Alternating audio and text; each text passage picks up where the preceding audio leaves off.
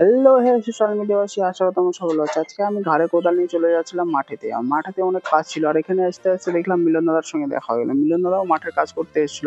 তারপরে এই দিদা আমাকে বলছিল তাই এই বোঝাটা নাকি তার মাথার মধ্যে উঠাই দিতে হবে। তারপরে এই দিদাটাকে বোঝাটা মাথার মধ্যে উঠাই দিয়ে দিদা আমার বাড়িতে চলে তারপর দেখলাম মাঠের মধ্যে মাছ চাষ চলছে, আর এখানে জল ছিঁচে কিন্তু আমাদের জমিগুলো গাড়তে হবে। তারপর চলে আসলাম আমি আমার জমিতে, আর এই জমিতে আমাকে আল কোদাল করতে হবে। দেখো দিঘিতে ছিলাম, অনেক ভালো ছিলাম মনে হচ্ছে, আর এখানে আসে আমাকে এখন মাঠের মধ্যে খাটতে হচ্ছে। আর দেখো ছেলে হয়ে জন্মগ্রহণ করলে তো খাটতে হবে ভাই।